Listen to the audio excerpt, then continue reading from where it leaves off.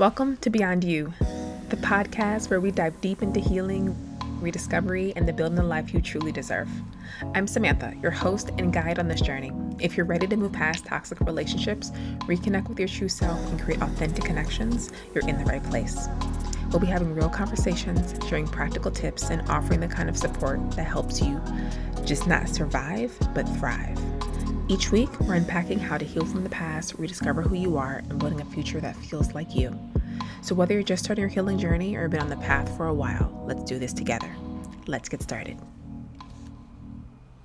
Welcome back to Beyond You podcast. If you're tuning in today, let me first say this: you're showing up for yourself, and that's a big deal. So often we feel like we need to have it all together before we can make progress.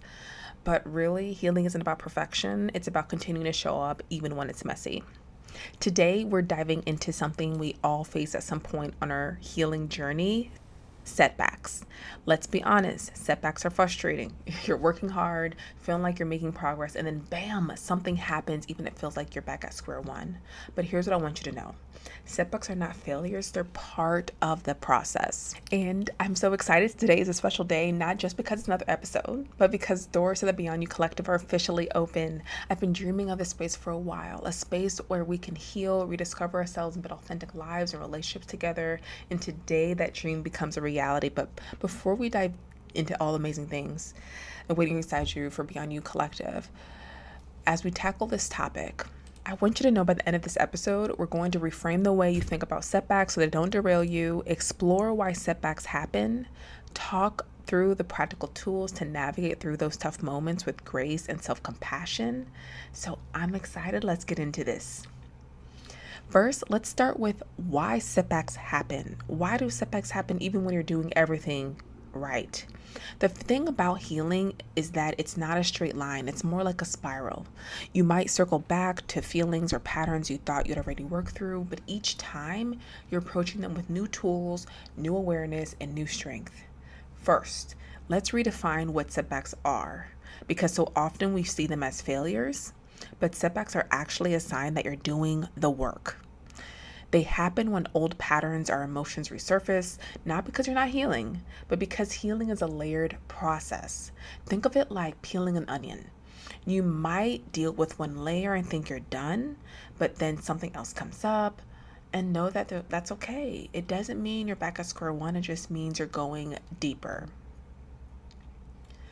I'll never forget a time when I thought I was totally over my last relationship. I was feeling strong, confident, and then I saw something on social media that triggered me, which we'll talk about a lot, within today. Just different examples you guys can be able to resonate with that have happened to me as well.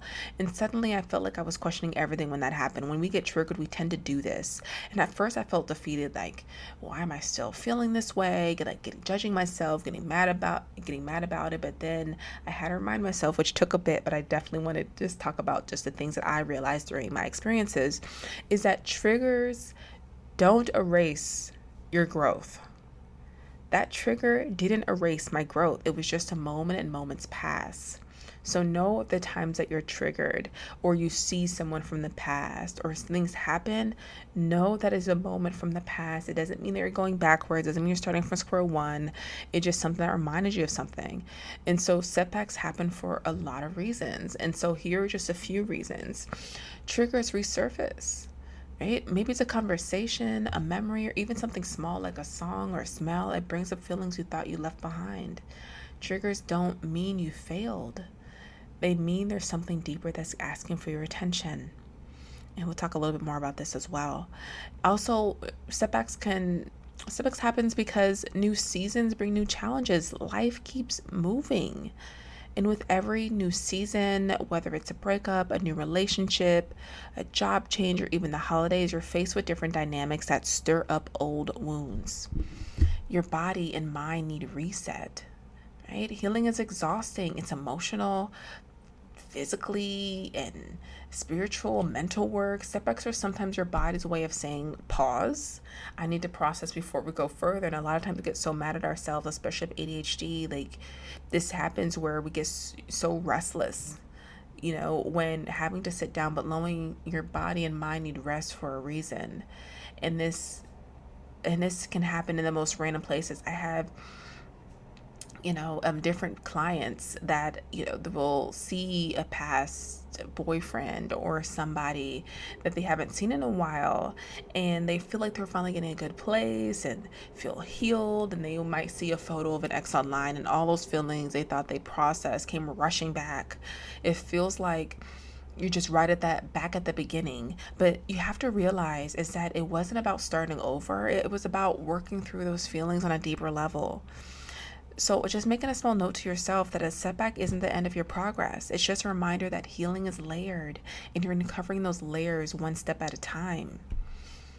Also, next, I want you to start doing is reframing setbacks as part of the process.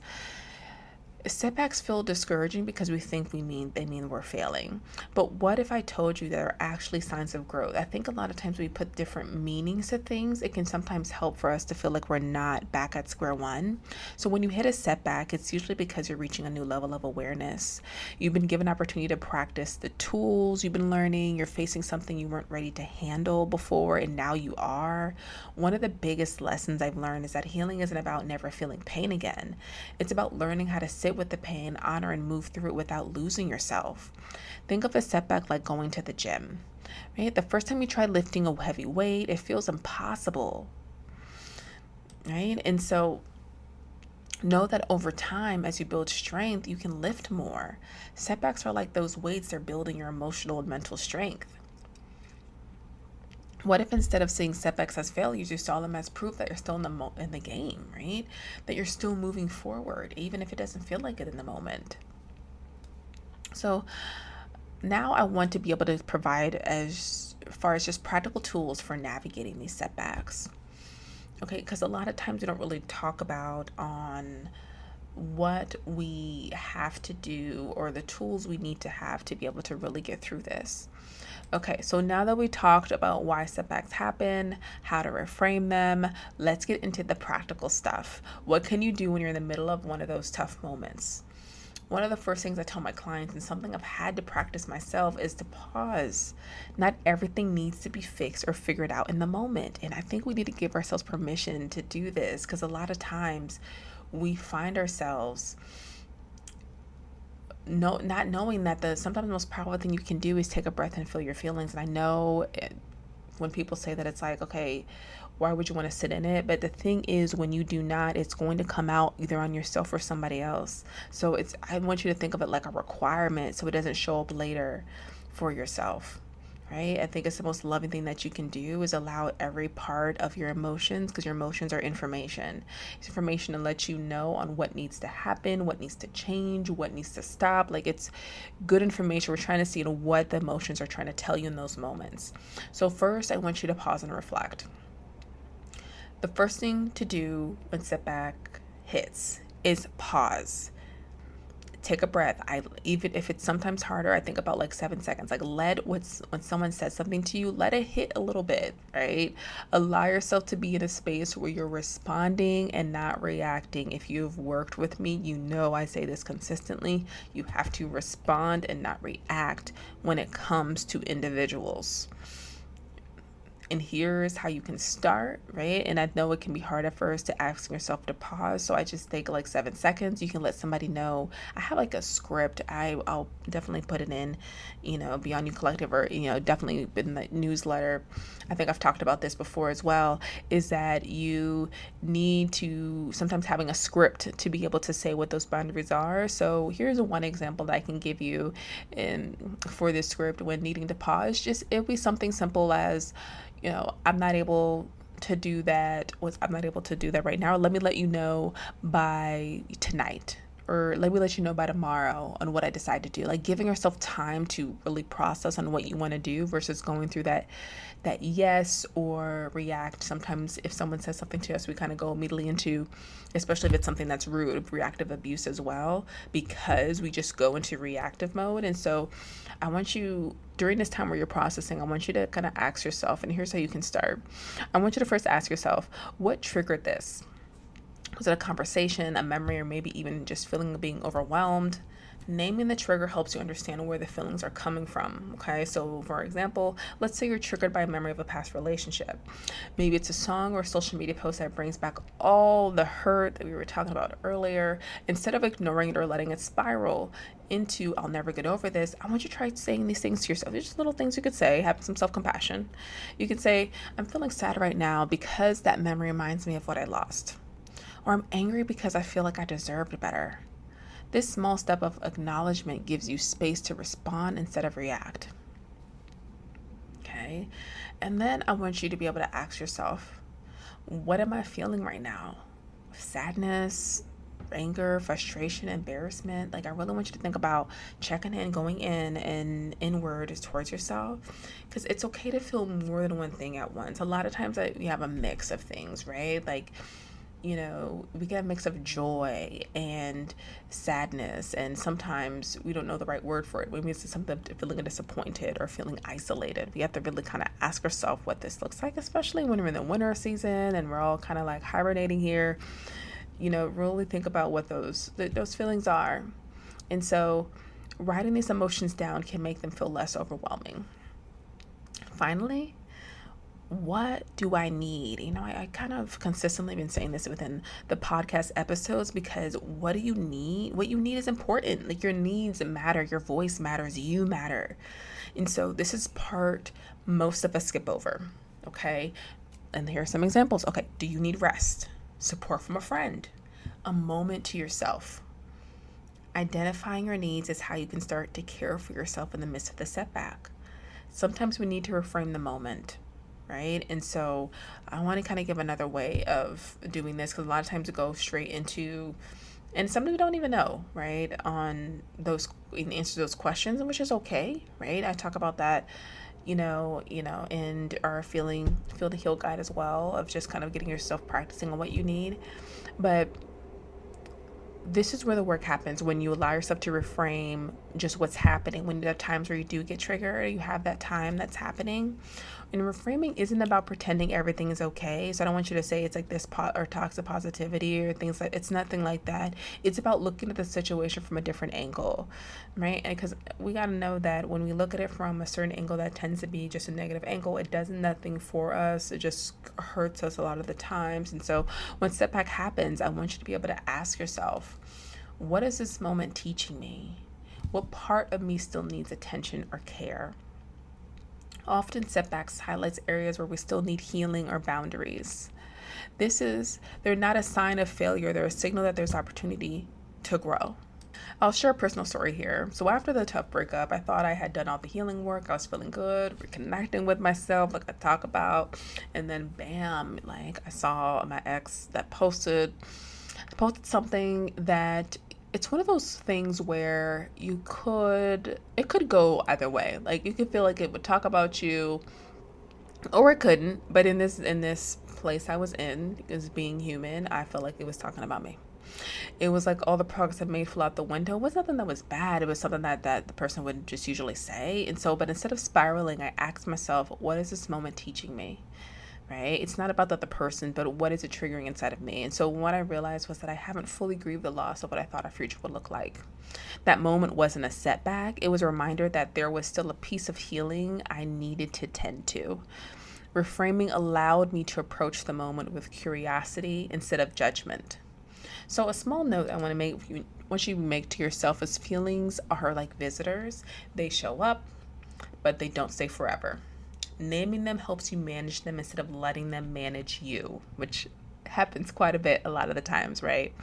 So, after that, the reframing, and asking yourself these questions, sometimes we got to just go back to the basics, grounding in what works. When you're in the middle of a setback, it's easy to feel like you've forgotten all the progress you've made. That's why it's important to go back to the basics. The simple tools that have helped you in the past. Here are a few grounding techniques to try, right? Of course, as you guys know, I just love journaling and really allowing yourself to get all your thoughts out. I think just being able to just keep them in your head is a lot. Don't think of the journal every day if you don't want to. I don't want you to feel like a chore that you're having to do. When it starts to feel like a chore, maybe take a break a bit. But with the journaling, I want you to write it out. You don't have to have a plan or a solution.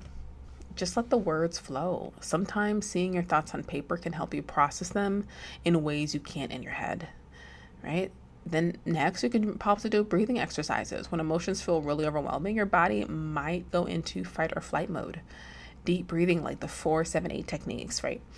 Inhaling for 4 seconds, hold for 7, exhale for 8. You can calm your nervous system down that way. And I can put, those techniques within the Beyond You collective as well to kind of really allow ourselves to have those moments to have, for you guys, because I think we need to be able to those spaces where we need our nervous system to be calm, because a lot of times it gets, easily triggered, especially going from these unhealthy spaces, whether it's at work or at home or past partners.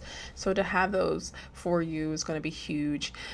Also, movement. If you're feeling stuck, try moving your body. It doesn't have to be this like extensive run or anything like that. It could be a walk, stretching, or even quick dance session in your kitchen can help you release pent up energy just from yourself. And also connection, like reach out to someone you trust, not to solve your problems, but just to feel seen and supported. And sometimes kind of letting that person know ahead of time so people don't go immediately into problem solving mode, which can, not be the best for a lot of us. So, and if you're not sure just kind of where to start, know that we have resources available that are free as well. Put them down in the show notes. It's full of prompts that guide you through moments like these, helping you to reconnect with yourself and figure out what you need. So just a little note to yourself. The tools are already in your hands. You just have to remember to use them, right? Like all these things we talk about, are things that you probably have within your home and in your space. It's just allowing yourself to be able to use those tools. Like sometimes we get exhausted from hearing about them, but we don't allow ourselves to actually use them. So next, I want you to practice that self-compassion, like being gentle with yourself, talking to yourself like you're a friend, right? Like you would a friend. I think a lot of times we're so much easier on our friends than we are on each other. And when you're going through a setback, it's so easy to fall into the trap of self-criticism. The why can't I just get over this? Or I'm failing all over again kind of talk, and just putting ourselves down. But here's what I want you to know is that beating yourself up doesn't help. It just makes the process harder for you. So instead, try this, okay? So imagine your best friend is going through exactly what you're feeling. What would you say to them? Would you tell them they're failing? No, you tell them that they're human, that it's okay to feel this way, and that you're still doing the best that you can. Now turn that kindness inward. Speak to yourself with the same grace and compassion you give to someone you love. Here's a script you could try. You can say what I'm saying to you, or you can try something that's just for you, okay? But maybe something of, I'm allowed to feel this way. This doesn't mean I failed. It just means I'm still learning. I've gotten through tough times before, and I can do it again. Talk to yourself like you would a close friend. Remind yourself, this is just a moment. It's not forever. I've gotten through tough times before. I can do it again. I'm allowed to feel this way and still be proud of my progress. When setbacks happen, it's easy to fall into the trap of self-criticism, but beating yourself up isn't going to help you heal faster. It's only going to make you feel worse. And next, I just want you to reflect on how far you've come. I know my biggest thing is progress over perfection, right? And so when you're in the middle of a setback, it's easy to forget all the progress you've already made. That's why I always recommend taking a moment to look back, okay? What have you already overcome? What are the small wins you've had along the way? How are you handling this moment differently than you would have a year ago? Setbacks don't erase your progress. They actually highlight how far you've come. If we think about it, maybe the way you're handling this setback is more grounded than you would have handled it 6 months ago. Maybe you're recognizing your triggers faster. Maybe you're giving yourself more grace than you used to. That's all progress worth celebrating. One of my clients once told me, I cried about the same thing last year, but this time I only cried for an hour instead of an entire day. That might sound small, but it's huge. It shows that her capacity to move through the emotion had grown, and that's something to celebrate. Even if it feels small, every step forward counts. You're not where you were before, and that's worth celebrating. Write down, I want you to reflect on this. Write down 3 things you're proud of yourself for this week, even if one of them is just I got out of the bed, and try it again. Take a moment to reflect on your journey. What have you already overcome? Have you grown since you started? Every small step you've taken matters. So remember, write down 3 things you're proud of yourself for, no matter how small they feel. And this brings me something I'm so excited to share with you with the Beyond You Collective. This is more than just a membership, it's a community. And I think each time I started a membership, I try to start one beforehand, and it would be these wonderful experiences, but it seems as though that each time that we would stop the membership, just to kind of have a break, or we finished just kind of all that was going on, I noticed that the most important part was the community, right? That people felt support with what they were going through, and I just wanted to be able to bring that back. It's just going to look a little bit different. Like, I wanted you to be able to have that support even when, somebody is not able to be there with you. So that's why I made it a space where you can heal, rediscover yourself, and build relationships that nourish your soul. Inside, you're going to get monthly lessons to guide you through healing, boundaries, and rediscovery, meditations and self-talk rampages to keep you grounded. I'm going to also kind of help add in things to be able to help with just calming your nervous system. It's just going to be allowing yourself to really tap into being there for yourself at all times, and to kind of practice those things daily. And so you're going to want to have your meditations, your visualizations, for your day. You're going to be able to look really able to tap into the resources to kind of get you help with what's going on, right? You're going to have things that I have, taught before on there as well, like for as far as with your boundaries or owning your power, different things like that. I want you to be able to have this space, or a professional woman of color, just be able to have it for yourself. And so we're going to have live Q&As monthly where we're going to connect and work through your challenges together. You can definitely ask me your questions. I can be able to answer the questions that you have, because I think your questions are really going to help somebody else, and this is the point of them. And most importantly, a community of people who get it, right? Who are going through the same things, whether it's work or dealing with people from work, whether it's, allowing yourself to know, just dealing with kind of toxic relationships, whether it's parents, whether it's partners, and just be able to just be there for yourself daily. And I noticed that when we have that, the people that have the peace because of it, they have just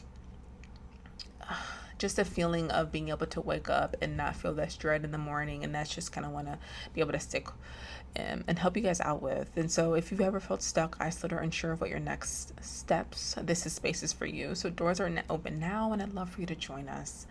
I'm starting just to kind of the founding members for this space. And so I'm just excited as it continues to grow, and more and information is going to be in there each and every month to kind of be able to help you on this journey. And know that after we have the election coming up soon, not the election coming up, but just the inauguration that's coming up, that we're going to need a space for ourselves as well, and so it's something where you can just be able to invest into you and be able to know that you have people that are around you that want to be there for you and with you. So let's just have a real talk moment here. Healing isn't easy, and it's not supposed to be. Setbacks are frustrating, yes, but they're also inevitable. So here's just a little bit of love from me to you. And so know that, number one, you're not starting over, you're starting from experience. A setback doesn't erase all the progress you've made. Think of it like this. If you're climbing a mountain and you slip, you don't go all the way back to the bottom. You catch yourself and you keep going. Number two, feelings aren't facts. Just because you feel like you failed doesn't mean you actually have. Your emotions are valid, but they're still not the full story. Take a moment to step back and remind yourself this is just a moment, not the whole journey. Number three, healing isn't linear, and that's okay. If you're expecting your healing journey to be a straight line, you're setting yourself up for disappointment. Okay, progress is messy. It's full of twists, turns, and yes, those setbacks as well. But every twist and turn teaches you something.